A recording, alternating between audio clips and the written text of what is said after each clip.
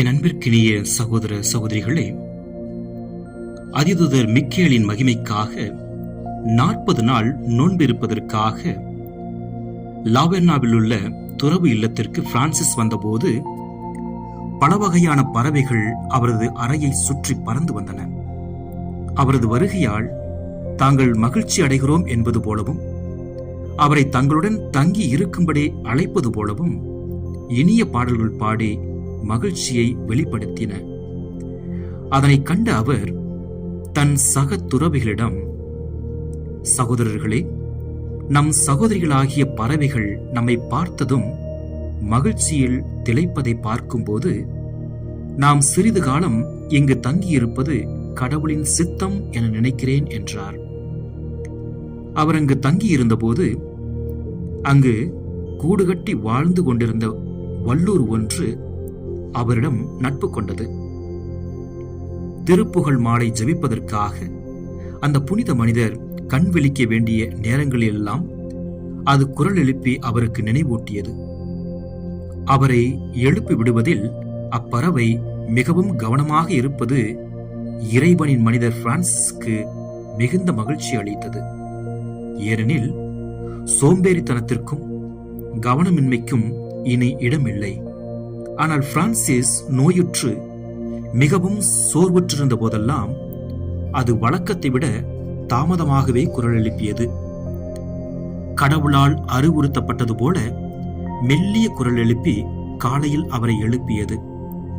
பல்வகை பறவைகளின் ஆனந்த களிப்பும் வல்லூருவின் ஒளியும் ஆழ்நிலை அருள் சிந்தனை சிறகுகளில் வானதுதரின் உருவத்தில் இறைவனின் உண்மை ஊழியரும் தொண்டருமான பிரான்சிஸ் உயர்த்தப்பட இருக்கின்ற மேன்மைக்கு இறைவனால் கொடுக்கப்பட்ட நிச்சயமான அறிகுறிகளாக தென்பட்டன. இன்னொரு சமயம் பிரான்சிஸ் கிரேச்சியாவில் உள்ள துறவு மடத்தில் தங்கியிருந்தார். அந்த இடத்தில் வாழ்ந்த மக்கள் பலவிதமான துன்பங்களை சந்தித்துக் கொண்டிருந்தனர். கொடூர ஓநாய்கள் பெருங்கூட்டமாக வந்து அனைத்து விலங்குகளையும் மனிதர்களையும் கொன்று தின்றன. ஒவ்வொரு ஆண்டும் அவர்களது தானிய பயிர்களையும் திராட்சை கொடிகளையும் ஆலங்கட்டி மழை முற்றிலுமாக அழித்தது.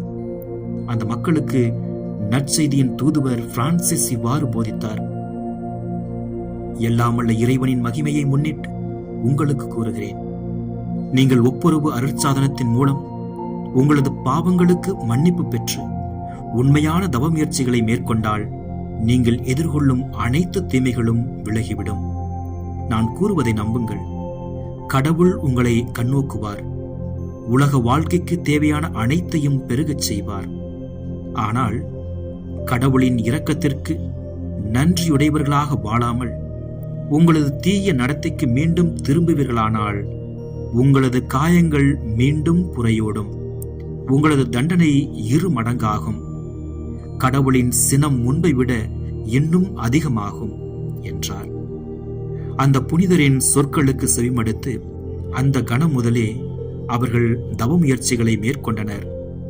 அவர்களை துன்புறுத்திய தீமைகள் விலகின. ஓநாய்களோ ஆலங்கட்டி மலையோ அவர்களை மீண்டும் நெருங்கவே இல்லை. அதிசயம் என்னவென்றால், அருகிலுள்ள வயல்களில் விழுந்த ஆலங்கட்டி மலை அந்த மக்களின் வயல்களை நெருங்கிய போது நின்று போனது. பிற இடங்களில் விழுந்ததே தவிர அவர்களின் வயல்களில் விழவில்லை. ஆலங்கட்டி மலை ஓய்ந்தது. ஓநாய்களும் இறைவனின் ஊழியர் பிரான்சிஸ் கொடுத்த வாக்கினை காப்பாற்றின. இரக்கமுள்ள கடவுளின் சட்டங்களுக்கு எதிராக செயல்படுவதை நிறுத்திவிட்ட அந்த மக்களை துன்புறுத்த அவை துணியவில்லை. எனவே தனது அற்புதமான தன்மையாலும் ஆற்றலாலும் கொடூர விலங்குகளை வென்ற, வன விலங்குகளை அடக்கி ஆண்ட மனிதன் பாவம் செய்தபின் அவனுக்கு எதிராக எழுந்த விலங்குகளின் தன்மையை மாற்றிய அந்த புனித மனிதரின் இறையுணர்வை பக்தியுடன் வணங்குவது நம் கடமையாகும். ஏனெனில் பக்தி என்ற இந்த நற்பண்புதான் அனைத்தையும் ஒன்றுபடுத்தி இவ்வாழ்க்கையையும் வரவிருக்கும் வாழ்வையும் அனைவருக்கும் அளித்து நன்மை பயப்பது ஆகும்.